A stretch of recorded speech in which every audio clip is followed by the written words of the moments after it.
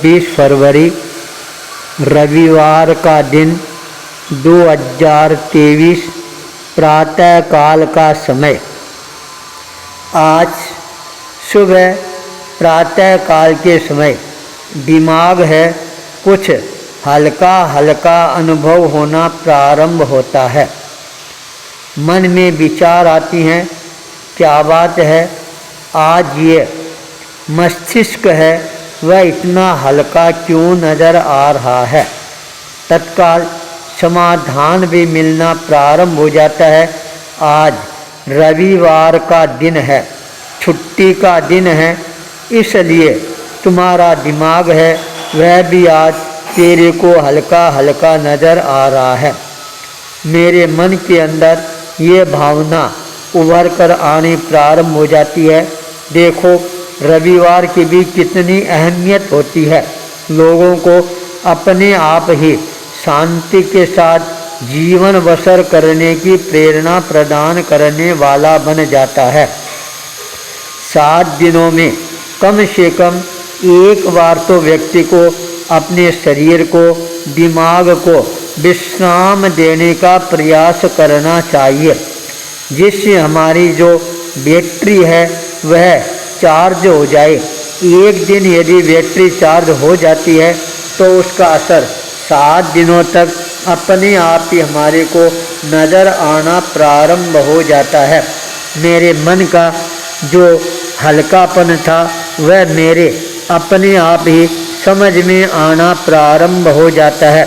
मैं तत्काल वज्रासन में बैठकर अपने आप को और ज़्यादा हल्का बनाने का प्रयास करना प्रारंभ कर देता हूँ।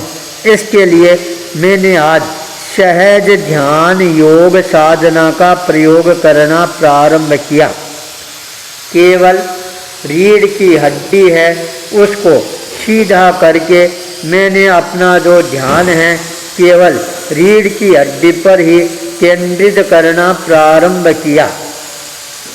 जब रीढ़ की हड्डी है वह बिल्कुल सीधी रहती है, शरीर बिल्कुल शिथिल और हल्का हो जाता है, मन है वह भी शांत हो जाता है, दिमाग हल्का ही था, इसलिए मेरा ध्यान और ज़्यादा रीढ़ की हड्डी पर केंद्रित हो जाता है। मैंने अनुभव किया रीढ़ की हड्डी का जो नीचे का हिस्सा है वहाँ पर मेरे को एक हलन चलन है वह होती हुई नज़र आने प्रारंभ हो जाती है। मानो कोई सर्प का छोटा बच्चा है वह रेंगता हुआ नज़र आ रहा हो। धीरे धीरे मैंने देखा वह बच्चा है ऊपर उठने का प्रयास करना प्रारंभ कर देता है। उस बच्चे के ऊपर उड़ते ही मेरे रीढ़ की हड्डी के अंदर और ज़्यादा सुगबुगाहट है वह होने प्रारंभ हो जाती है। मेरा ध्यान है वहीं पर केंद्रित हो जाता है और वह सर्प का छोटा बच्चा है धीरे धीरे रेंगता हुआ ऊपर की ओर अपने आप को गतिशील बनाना प्रारंभ कर देता है। रीढ़ के बीचे की हिस्से में पहुंचने के बाद मेरे को लगता है वह भी अपने आप को थका थका अनुभव करना प्रारंभ कर देता है। वहीं पर वह कायोत्सर्ग की मुद्रा में अपने आप को अवस्थित बना लेता है। मैं भी कायोत्सर्ग में आगे बढ़ रहा था और मैंने कुछ ही समय के पश्चात ये अनुभव किया वह जो एक सुलसुलाहट रीढ़ की हड्डी में प्रारंभ हुई थी तीव्र गति के साथ एक झटके में ऊपर चढ़ती है और ठेठ खंडे तक पहुंच जाती है और धीरे धीरे चोटी तक पहुंचती हुई नज़र आने प्रारंभ हो जाती है। मेरा मन अपने आप ही ऊर्जा से ऊर्जावान बनना प्रारंभ हो जाता है। खालीपन का, दिमाग के हल्केपन का क्या असर होता है यह भी मेरे समझ में आना प्रारंभ हो जाता है। मेरे भीतर के अंदर अपने आप ही नई शक्ति की जागरण होनी प्रारंभ हो जाती है। मैं अपने आप को ध्यान अवस्था से बाहर निकालकर स्वाध्याय की ओर गतिशील बनाना प्रारंभ कर देता हूँ। जब मेरा ध्यान है स्वाध्याय की तरफ चला जाता है तब वह रीढ़ की हड्डी का जो एक स्पंदन था वह धीरे धीरे अपने आप ही समाप्त होना प्रारंभ हो जाता है और मेरा ध्यान स्वाध्याय पर ही बहुत ज़्यादा केंद्रित हो जाता है। स्वाध्याय के पश्चात जब मैंने मंत्र शक्ति के साथ में अपने आप को जागृत करने का प्रयास किया, भीतर में अपने आप ही जागृति का एक संदेश है वह गुंजायमान होना प्रारंभ हो जाता है। क्या आज मेरे को कोई शक्ति के साथ में संपर्क स्थापित करने का अवसर है वह प्राप्त होगा क्या? यह प्रश्न मेरे मन के अंदर अपने आप ही उमड़ घुमड़ कर आना प्रारंभ हो जाता है। जब मैं अनुलोम और विलोम के साथ के अंदर हल्की कसरत करने के पश्चात प्रतिक्रमण परिसंपन्न करता हूँ, नीचे आकर अपने स्थान पर अपने आप को केंद्रित करना प्रारंभ कर देता हूँ।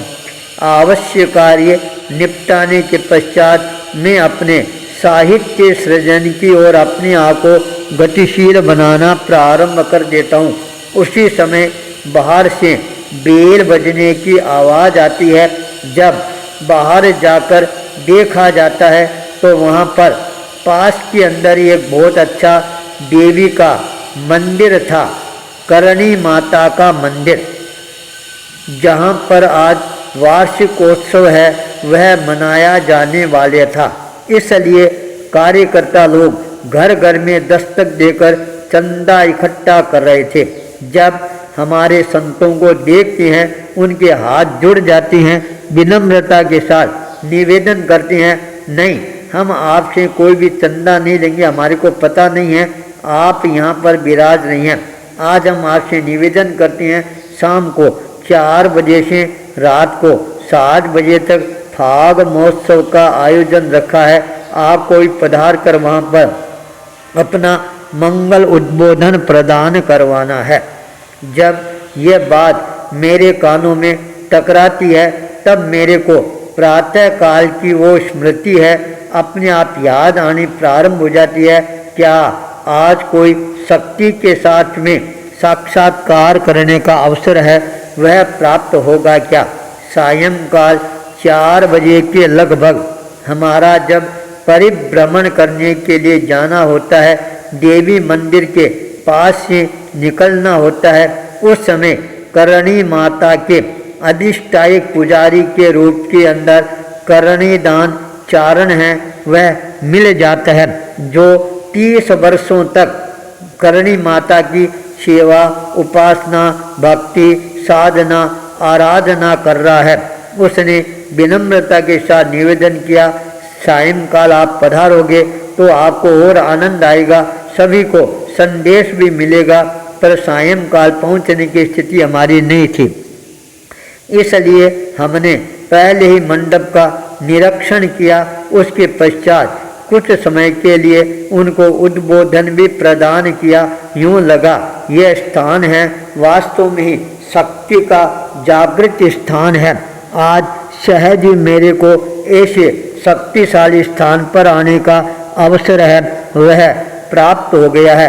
करणीदान चारण ने कहा यह हमारी चारणों की कुल देवी है, इसलिए मैं 30 वर्षों से यहाँ पर सेवा, पूजा, अर्चना कर रहा हूँ। मैंने कहा बीकानेर दरबार की भी अधिष्ठायक देवी थी, उनके ही आदेश और निर्देश से करणी सिंह जी का जन्म होता है और वो बीकानेर के नरेश कहलाते हैं।